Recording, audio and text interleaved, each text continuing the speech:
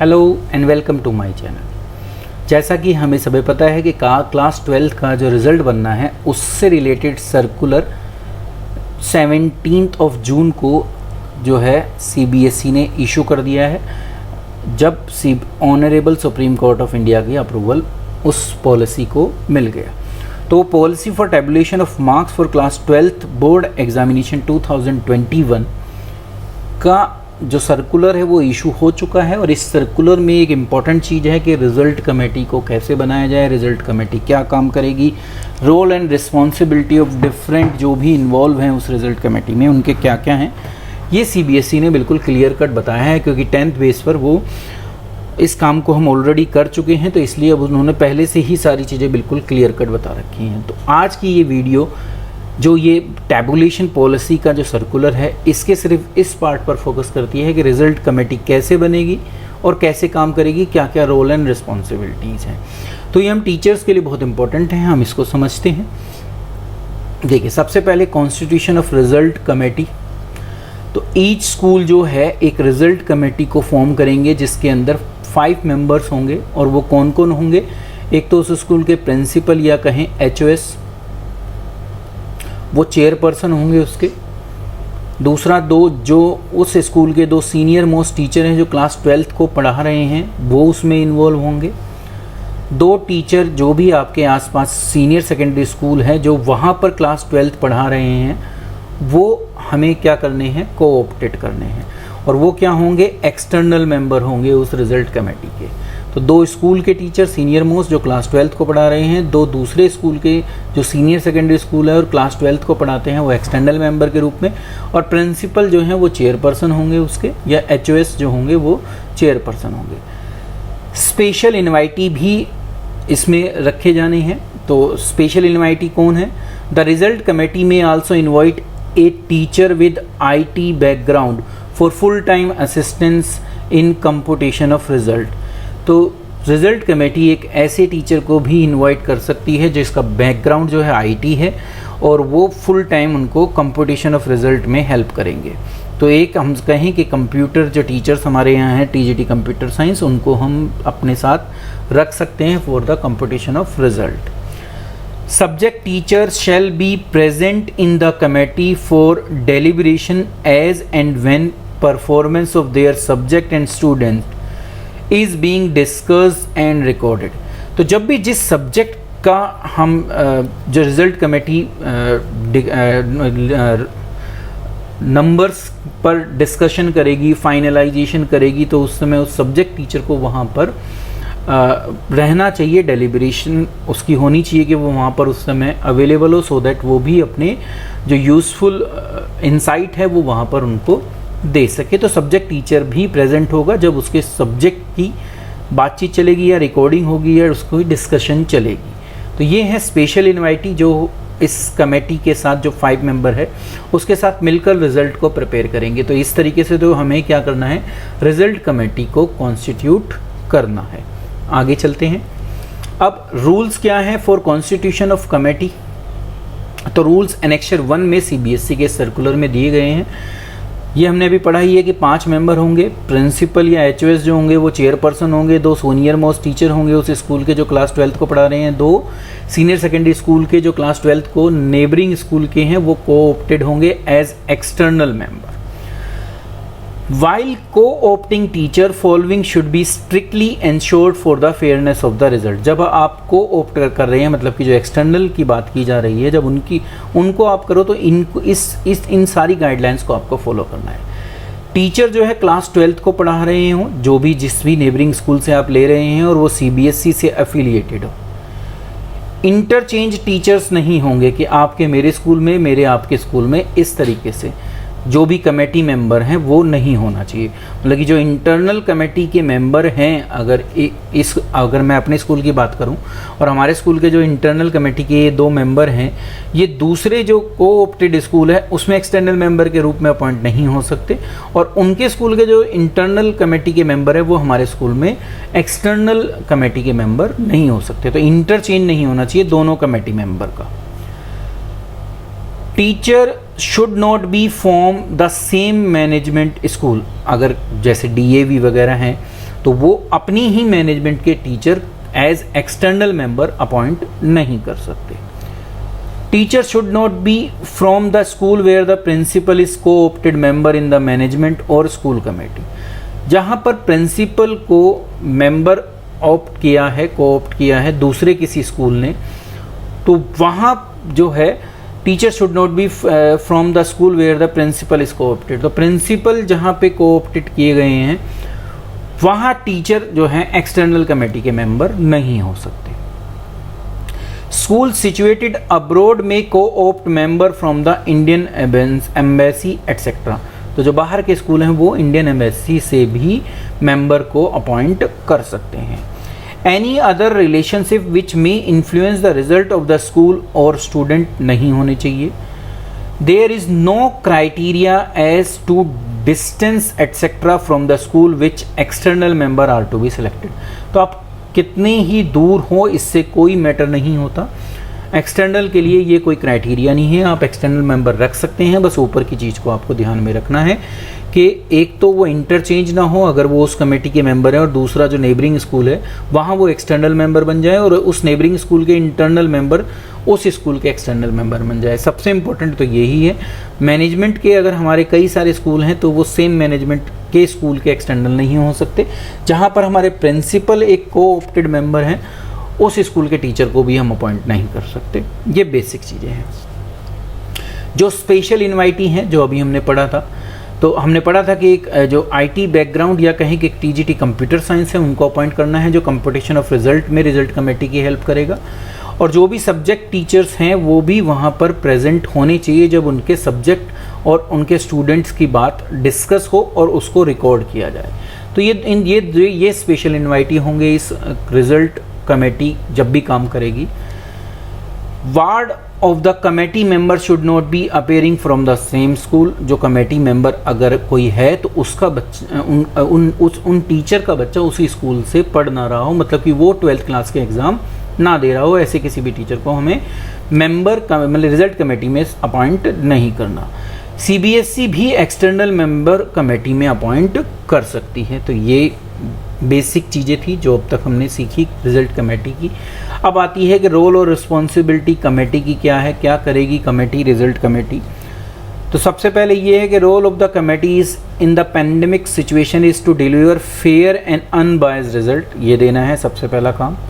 Committee में convene online discussion कर सकती हैं, record their consent through online decision taken भी किया जा सकता है। Committee can justify its role and responsibility only when the members are well acquainted with the policy। Policy के बारे में उनको पूरा पता हो, तो पॉलिसी का पढ़ना हमारे सबके लिए बहुत ज़रूरी है।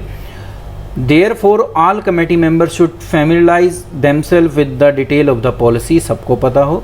They should also have discussion among themselves to arrive at a common understanding। किसी भी चीज़ पे डिसीजन पर पहुंचने से पहले आपस में हम डिस्कस ज़रूर कर लें जो भी रिजल्ट कमेटी के मेंबर्स हैं। वन कमेटी में डिस्कस विद अनदर कमेटी, अगर हमें किसी दूसरे स्कूल की कमेटी से बात करने की ज़रूरत पड़ रही है तो डाउट को क्लैरिफाई करने के लिए तो वो किया जा सकता है। Once a committee is well acquainted with the policy they will take the stock of the ground realities in the school and frame the rational for assessment. Thereafter they may finalise the plan for completion of task. तो जब वो rule से बिल्कुल वाकिफ़ हो जाएं, उन्हें सारे rule पता चल जाएं, तो उसके बाद वो रैशनल ऑफ असेसमेंट की प्रोसेस को शुरू कर सकते हैं और अपना किस तरीके से काम को, टास्क को पूरा किया जाएगा वो उस पर चल सकते हैं। Committee can make it own schedule based on the schedule provided by the CBSE. CBSE के शेड्यूल को ध्यान में रखते हुए, जिसको मैंने एक अलग से वीडियो में कवर किया है, आप वहाँ से उसको चेक कर सकते हैं। अपना शेड्यूल खुद बना सकती है। In case required opinion of other subject teacher may also be obtained by the committee. ले सकती है, सब्जेक्ट टीचर्स की दूसरों की ज़रूरत है तो वो ले सकती हैं उनकी opinion. Every day proceeding should be recorded in the rational document by the committee. रोज के जो भी हमने डिसीजन लिया, जो भी डिस्कशन हुआ, वो उस रैशनल में हमें रिकॉर्ड कर रखना है।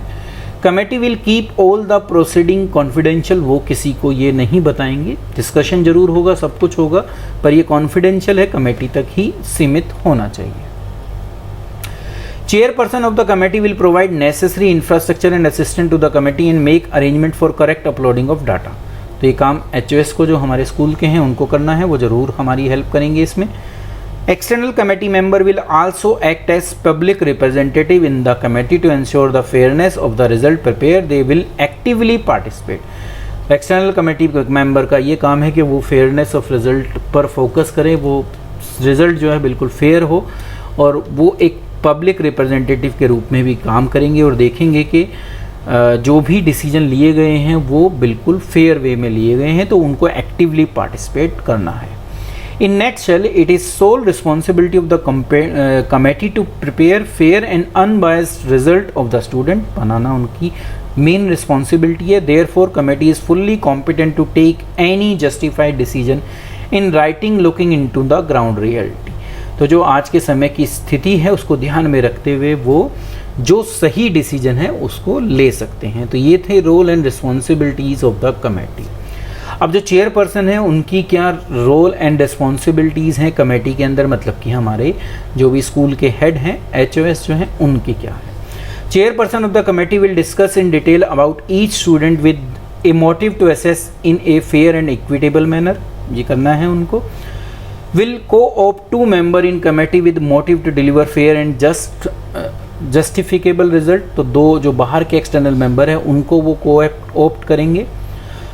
वो ये इंश्योर करेंगे कि जो वर्क जो है वो शेड्यूल के अकॉर्डिंग कंप्लीट हो, और उसके बाद अपना शेड्यूल वो बनाएं और कम्युनिकेट करें सभी कमेटी मेंबर को, जिसको वो पालन करें और उसी तरीके से काम पूरा हो. मीटिंग फिक्स करें कमेटी मेंबर्स की. उसके बाद ऑल इवेंट की रिकॉर्डिंग हो, मतलब उनको लिखित रूप में हमारे पास हो, और रैशनल डॉक्यूमेंट में ये सारी चीज़ें होंगी. फिर जो भी रिकॉर्ड कमेटी को चाहिए वो प्रोवाइड करें, इंफ्रास्ट्रक्चर प्रोवाइड करें, certificate to the end of rational document that a fair and justification result has been prepared without any bias or favour of any student. तो बाद में उनको उस रैशनल डॉक्यूमेंट पे साइन करने हैं, जिसको सर्टिफिकेट की बात की है, जिससे ये सिद्ध हो सके कि कमेटी मेंबर ने उनके साथ मिलकर एक फेयर रिज़ल्ट प्रिपेयर किया है. फिर जो करेक्ट रिज़ल्ट है उसको बोर्ड के लिंक पर अपलोड करना, ये भी जो है चेयरपर्सन की ही रिस्पॉन्सिबिलिटी का एक पार्ट है. Use all the involve teacher in preparing the result of their student. सभी टीचर्स को यूज़ करना है. Ensure participation of the committee in the webinar organized by the CBSE to explain policy. CBSE ने जैसे 10th में webinar organise की थी वो 12th के लिए भी करेंगी. उसमें हर कमेटी मेंबर को पार्टिसिपेट करना है. कोई भी और रिक्वायरमेंट है तो उसको भी जो है चेयरपर्सन को फुलफिल करना है. अब बात आती है जो इंटरनल मेंबर हैं, मतलब कि वो 2 टीचर जो उसी स्कूल के हैं, सीनियर मोस्ट टीचर हैं, क्लास 12th को पढ़ाते हैं. तो वो सबसे पहले पॉलिसी को ढंग से पढ़ें, ये सबसे पहला काम है उसका, और उसको समझें. फिर study record in depth to understand the learning of each student पता होनी चाहिए उनको. Discuss the concern subject teacher about the performance of their student, वो डिस्कस करें. और record day to day proceeding in rational document को record भी करें. वो remain careful while doing the calculation, तो उसको ध्यान में रखकर काम करें. Ensure that the responsibility assigned and faith reposed by the CBSE is fulfilled. तो जो उनको एक रिस्पॉन्सिबिलिटी दी है उनमें फेथ जो रिपोज किया है CBSE ने, हम उसको पूरा कर सके, ये ध्यान में रखना है जो भी इंटरनल मेंबर हैं. Any other requirement to fulfil the responsibility assign, जो भी ज़रूरत है उसको भी हम पूरा करें. तो ये इंटरनल कमेटी के रोल्स एंड रिस्पॉन्सिबिलिटीज़ हैं. अब बात आती है एक्सटर्नल मेंबर जो को-ऑप्टेड हैं. तो all responsibility as that of internal committee member. जो एक्सटर्नल मेंबर्स हैं will act as public representative to ensure that the fair result is prepared by the school. वो एक्टिवली पार्टिसिपेट करेंगे सभी discussion में. वो एक्टिव सपोर्ट प्रोवाइड करेंगे जो भी रिस्पॉन्सिबिलिटी दी गई है उसको पूरा करने में. और कोई भी और रिक्वायरमेंट है जिससे वो रिस्पॉन्सिबिलिटी जो उनको दी गई है उसको फुलफिल करने में ज़रूरत है तो वो उसको भी अपनी तरफ से देंगे. तो ये काम था एक्सटर्नल कमेटी मेंबर्स का. अब जो IT टीचर हैं स्पेशल इनवाइटी, उनका क्या रोल है? तो all responsibility as that of internal committee member. उनको सपोर्ट करना है जिससे calculation of result proper way में हो सके. Correct uploading of result board link पर हो सके, ये काम उन्हीं स्पेशल इनवाइटी आईटी टीचर का है। और कोई भी और रिक्वायरमेंट है जिससे रिस्पॉन्सिबिलिटी पूरी हो सके वो भी उनको देखना है। अब बात आती है स्पेशल इनवाइटी मतलब कि सब्जेक्ट टीचर्स की। यहाँ जो स्पेशल इनवाइटी हैं वो अब सब्जेक्ट टीचर की बात है। तो सब्जेक्ट टीचर्स का क्या रोल है रिजल्ट को प्रिपेयर करने में? तो subject teacher teaching class 12 will be known as special invitee, जो मैं आपको बता ही चुका हूँ। They will read and understand the policy, उनको भी अच्छे ढंग से पढ़नी है। पॉलिसी विल जो भी सब्जेक्ट टीचर हैं वो ग्राउंड रियलिटी जानते हैं ईच एंड एवरी स्टूडेंट की, उसको वो उन जो रिजल्ट कमेटी के मेंबर है उन तक पहुँचाएँ। कमेटी मेंबर की finalising the assessment of the student, उसमें जिस तरीके से भी मदद कर सकते हैं वो करें। और कोई भी और रिक्वायरमेंट रिजल्ट कमेटी को है जिससे रिस्पॉन्सिबिलिटी जो स्पेशल इनवाइटी को दी गई है वो पूरी हो सके, वो उसमें अपना पूरा सहयोग दें। तो ये स्पेशल इनवाइटी या कहीं सब्जेक्ट टीचर का रोल था इस रिज़ल्ट को प्रिपेयर करने में। रिज़ल्ट कैसे प्रिपेयर होगा? तो चेयरपर्सन सबसे पहले पॉलिसी डिस्कस करेंगे विद जो भी मेंबर्स हैं उनके साथ। स्पेशल इनवाइटी का मतलब सब्जेक्ट टीचर भी उसमें शामिल होंगे। एक रोड मैप बनाएंगे कि किस तरीके से कमेटी वर्क करेगी और हम पूरा काम पूरा करेंगे। Subject wise result of each class will be discussed with the concern special invitee और उसके बाद फाइनलाइज होगा। Each finalise result will be cross check by the special invitee, जो सब्जेक्ट टीचर हैं वो उसको एक बार ज़रूर क्रॉस चेक करेंगे। मार्क्स अपलोड होंगे आईटी टीचर की हेल्प से, ये भी स्पेशल इनवाइटी में ही आते हैं। Above are suggestive guideline, school अपने हिसाब से भी जो ग्राउंड सिचुएशन है उसके हिसाब से डिसीजन ले सकते हैं। तो इस तरीके से एक रिज़ल्ट कमेटी काम करेगी और वो रिज़ल्ट को बनाएगी। अब बात आती है कि कमेटी मेंबर को ऑनरेरियम क्या मिलेगा। तो जो एक्सटर्नल मेंबर हैं जैसे 10th में था 2500 ईच उनको पे किया जाएगा बोर्ड की तरफ से, और जो इंटरनल मेंबर्स हैं उनको 1500 पे करेगा board. CBSE will make available an online module to claim the honorarium which will remitted directly into the account। तो CBSE ऑनलाइन मोड से ही हमें इस पेमेंट को पहुंचाएगा। तो ये था रिज़ल्ट कमेटी से रिलेटेड जितनी भी चीज़ें जो हमारे लिए इम्पॉर्टेंट है अगर रिज़ल्ट कमेटी में हम होते हैं तो वो इस वीडियो में मैंने डिस्कस किया।